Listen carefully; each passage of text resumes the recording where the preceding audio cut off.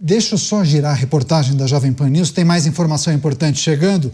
Fabiano Zettel, cunhado de Daniel Vorcaro e também preso durante as investigações do Banco Master, ele trocou a defesa, trocou a equipe de defesa, mandou embora os advogados que tocavam a sua defesa, contratou um novo escritório.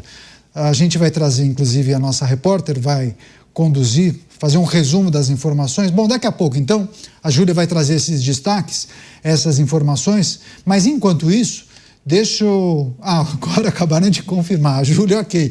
Então tá certo, deixa eu chamar a Júlia Firmino, acho que agora conseguimos a conexão com ela. Júlia, seja bem-vinda, uma ótima noite a você. As informações referentes à troca de advogado do cunhado de Daniel Vorcaro e há o entendimento para muitos de que essa sinalização seria para fechar uma delação premiada, então ele também seguiria esse caminho da delação. Bom, o que se sabe a partir da troca de advogado? Bem-vinda.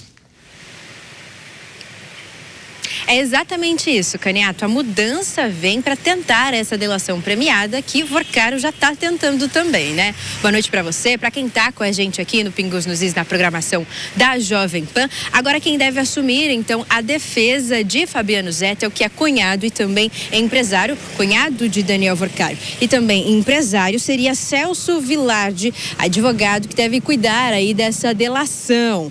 Tudo isso num contexto, né, Caniato, que você já bem destacou, que Daniel Vorcaro, o banqueiro dono do Banco Master, já teria iniciado esse processo junto da Procuradoria-Geral da República e também da Polícia Federal, fazendo os trâmites para dar início de fato a essa colaboração premiada. Em nota, o que os advogados, os ex-agora advogados de Zettel tinham dito, os advogados seriam Maurício Campos Júnior, Juliano Brasileiro e também João Vitor Assunção. Eles anunciaram essa saída desse caso por motivos de foro íntimo, ou seja, razões profissionais ou pessoais que não foram explicadas, que não foram esclarecidas, apresentadas, né? O único motivo foi foro íntimo. E aí, os novos advogados, o novo advogado, que deve ser Celso Vilardi, já atua com algumas delações, como, por exemplo, a do empresário Maurício Camisotti, que foi preso por conta das fraudes do INSS, envolvendo também esse grande escândalo que nós temos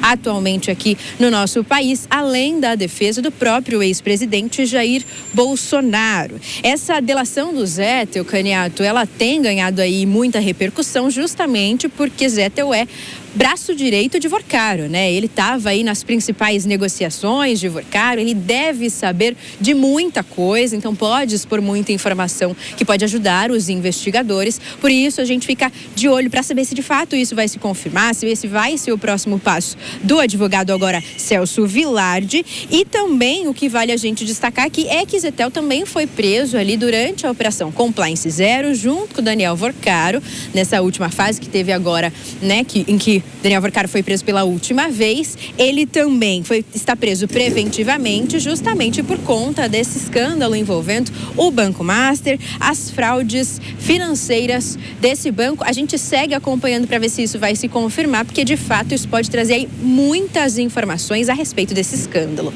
Volto com você. Sem dúvida alguma, a Júlia Firmino segue acompanhando esse caso. Essa é uma informação importante, inclusive no avanço das investigações. Valeu, Júlia. Bom trabalho para você. A gente segue em contato. Deixa então passar para o Roberto Mota. Você, Mota, primeiro nós noticiamos o encaminhamento da delação de Daniel Vorcaro. Aí o cunhado de Daniel Vorcaro troca de advogado, contrata um advogado que tem experiência em casos em fechamento de acordo de colaboração premiada, delação premiada. Enfim, ao que tudo indica, ele também revelará o que sabe em troca de algum benefício. Isso te lembra alguma coisa? Impunidade, Caniato. Isso me lembra outros episódios do passado, delações cabeludas que depois foram anuladas e os processos não deram em nada. E a gente fica se perguntando, não aconteceu nem ainda a master delação, agora já tem uma outra delação. O que falta ainda chegar ao conhecimento do público? Provavelmente muita coisa. Provavelmente o que vazou é apenas uma pequena parte desse turbilhão de corrupção. Agora, as perguntas importantes continuam as mesmas e ainda não foram devidamente respondidas. A primeira é o que vai acontecer depois dessas delações. Qual vai ser o próximo passo? E a segunda pergunta que não quer calar é: como é possível que importantes autoridades, cujos nomes já apareceram nessas investigações, continuem investidas nos seus cargos, tocando a vida como se nada tivesse acontecido? Pois é, deixa eu passar para o Dávila, porque tem um aspecto de delação premiada que a gente tem que destacar sempre para a nossa audiência. Delação não é garantia de nada, né, Dávila? Porque eu fico pensando, eu vou delatar, eu vou revelar tudo que eu sei. Mas imagina só, se tudo que ele sabe estiver nos celulares, não tem novidade nenhuma. E aí, o que podemos esperar desse processo de delação, de colaboração premiada? Esse é um ponto fundamental que você tocou, Caniato. A delação precisa ajudar a esclarecer pontos obscuros, precisa ajudar a fazer com que toda a trama seja conhecida e que seja desmantelada. Então, se não tiver substância a tal da colaboração, não vai acontecer nada. Ela pode, inclusive, ser anulada a qualquer momento pelo juiz, se ele entender que a pessoa está enrolando ou está omitindo informações importantes. Então, delação não é passe livre para sair da cadeia e viver livre, leve e solto com o dinheiro da corrupção. É um passo importante para reduzir a pena se os investigadores, aí a Procuradoria-Geral, o juiz, acharem que aquela delação está colaborando para o esclarecimento da investigação. Então, não é uma banalidade. Por isso que quando alguém resolve delatar, muda-se o advogado, porque existem advogados especializados nesse assunto, principalmente porque já participaram de vários processos envolvendo a delação premiada. E aí essa mudança de advogado, que significa mudança de atitude. E a outra coisa é corrida contra o relógio. Se Vorcaro começa a falar e Zetel fala mais ou menos a mesma coisa, só aquele que fez a primeira delação é que vai se beneficiar dos fatos. Então, Caniato, estamos entrando naquele período que tira o sono de muita gente da República de rabo preso, que está envolvido nessas fraudes que, infelizmente, mancham mais uma vez a história do país. Exato, esse é um ponto importante que o Dávila destaca, né? Porque assim, se Daniel Vorcaro tem o mesmo conjunto de informações do seu cunhado, os dois revelarem as mesmas coisas, os dois não vão ser agraciados com os mesmos benefícios, ou um ou outro. Então, quem revelar primeiro certamente irá gozar dos benefícios ou daquilo que foi acertado nesse acordo de colaboração. Então, o nome do filme poderia ser Salve-se Quem Puder, né? Deixa eu passar para o Bruno Musa para avaliar essa condução que vem sendo feita. Figuras envolvidas no caso do Banco Master, contratando advogados especializados em delação premiada, inclusive o cunhado de Daniel Vorcaro, contratando o Dr. Vilardi, que é muito experiente, né? Já participou de casos de muita repercussão, é apontado inclusive como uma figura que poderia ajudar nesse processo de delação e de colaboração premiada. Agora, é esperar para ver quais serão as informações reveladas por ele, né? Entendemos que há muita coisa ainda a ser revelada para além dos arquivos que foram descobertos nos celulares. Sem dúvida, realmente, veja, eu tenho conversado com bastante gente na rua, de diferentes espectros sociais, e grande parte das pessoas está realmente na expectativa. Me lembra muito como era aquela época da Operação Lava Jato, em que acordávamos esperando ali quais seriam as próximas pessoas a acordarem com a Polícia Federal e descobrirmos aquilo. Porque tinha um movimento ali, uma ânsia por começar uma determinada mudança na sociedade brasileira, que infelizmente depois foi completamente enterrada. Mas, de fato, o que nós estamos vendo é que, da forma como está aglutinando ou pressionando, e eu continuo achando, o ano de eleição ele pressiona bastante esse tipo de ação por parte dos políticos para que tenhamos uma delação de verdade. E também a relatoria nas mãos de André Mendonça tem colaborado bastante para o andamento mais técnico de tudo isso. Então me parece, Caniato, que De fato, teremos alguma delação. Acho que está tarde demais para voltar. Qualquer coisa que possa acontecer, e não duvido que no Brasil aconteça, uma mudança de rumo, uma tentativa explícita, inclusive, de grande parte da burocracia brasileira de frear esse tipo de ação. Veja, estamos num nível onde a moralidade, ela simplesmente é deixada de lado e não há mais qualquer tipo de vergonha com relação a isso, nem tentativa de esconder os problemas. Então, a verdade é que a burocracia envolvida continuará tentando, de alguma forma, frear esse tipo de delação, mas me parece que está cada vez mais complicado. Veja a relatoria de André Mendonça trabalhando de forma técnica e, acima de tudo, estratégica, com bastante conhecimento para blindar, de alguma forma, que todas essas informações venham de fato à tona e que tenhamos, não apenas de Vorcaro, mas de todo o seu entorno, delações importantes. Como, por exemplo, jogar ali na corte a possibilidade da votação a respeito de uma prorrogação da CPMI, que os casos são todos eles se intercalam entre eles, né? Eles se interrelacionam, melhor dizendo, perdão.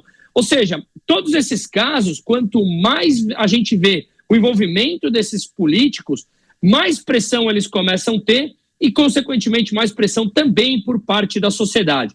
Acho que está tarde demais para voltarmos e simplesmente noticiarmos. Acabou, não terá mais delação.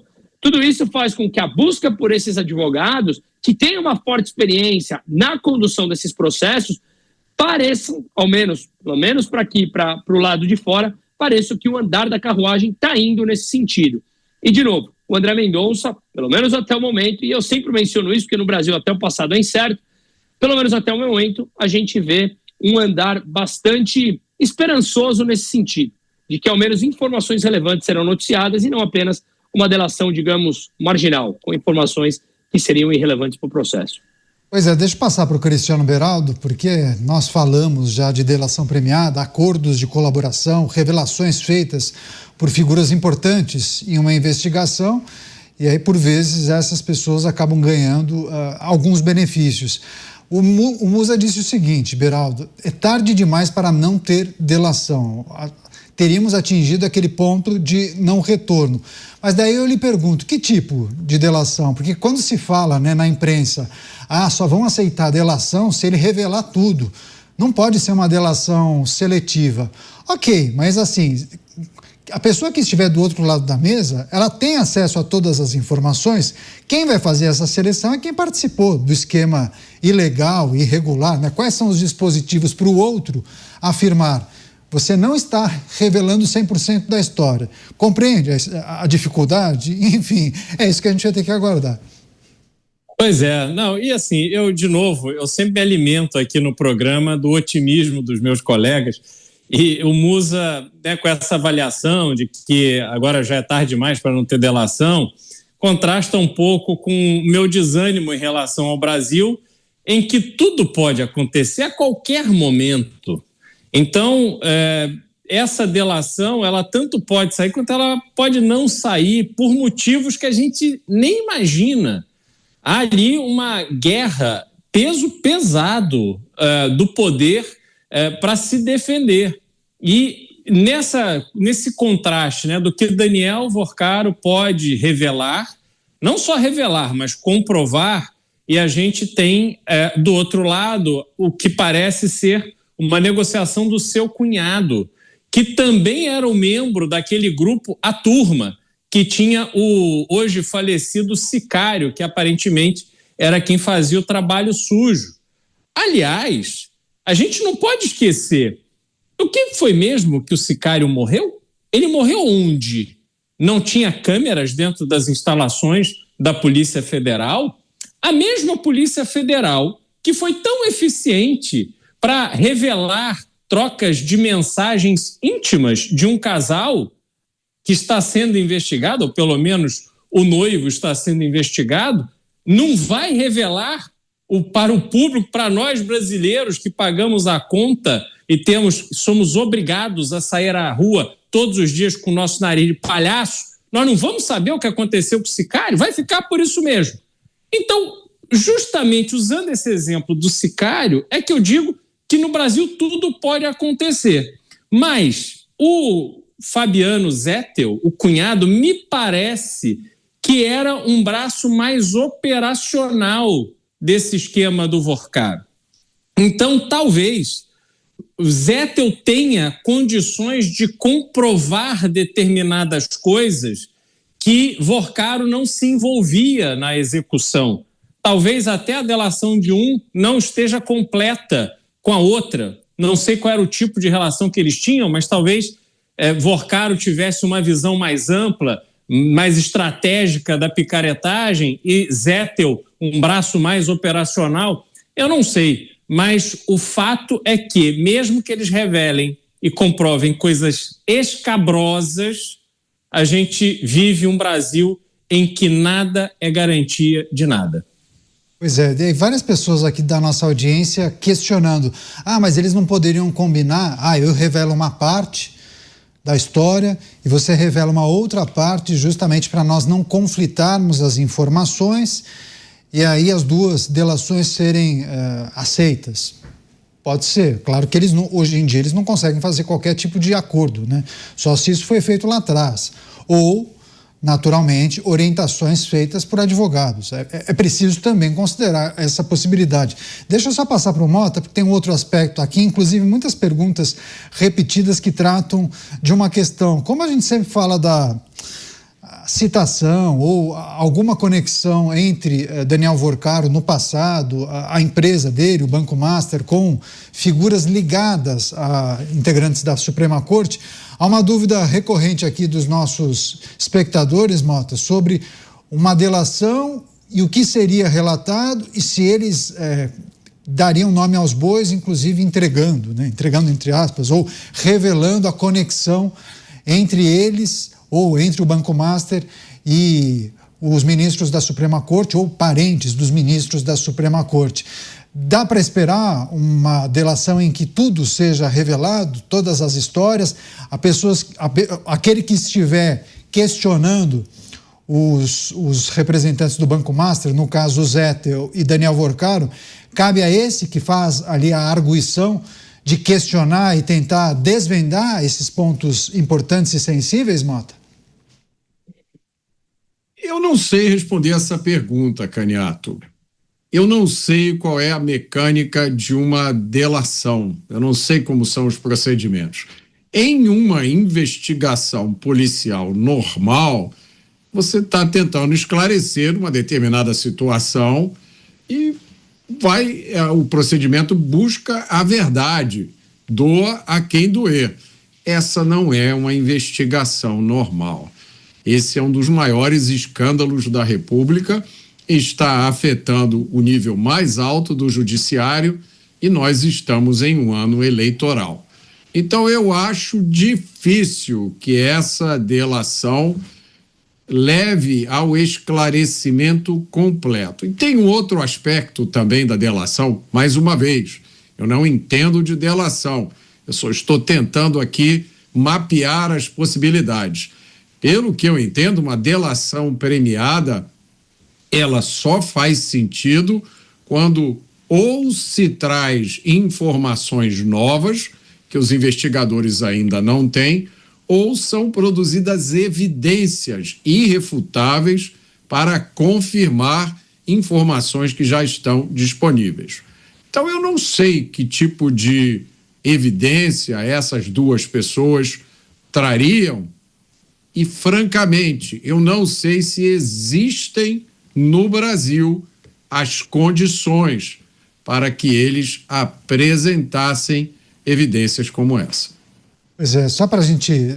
Tem outros destaques, outros aspectos e vieses dessa notícia. Deixa eu só passar para o Dávila também compartilhar um pouco da percepção sobre um processo de delação premiada, os muitos temas, assuntos que podem ser revelados e o papel de quem está ali questionando, né? Questionando, por exemplo, Daniel Vorcaro, assim, você vai revelar tudo. Poxa, mas tudo pode ser muita coisa, né? E aí é preciso também considerar, André Mendonça participaria dessa arguição?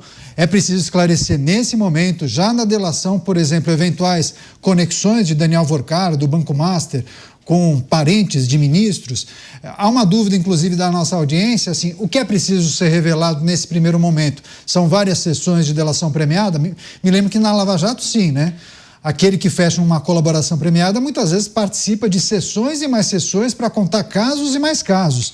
E muitas vezes, quando é encerrada as sessões para levantar todos os detalhes, a pessoa é chamada 3 meses depois porque uma outra figura que fechou uma delação traz uma informação conflitante. E aí chama-se aquela pessoa de novo para esclarecer determinado ponto.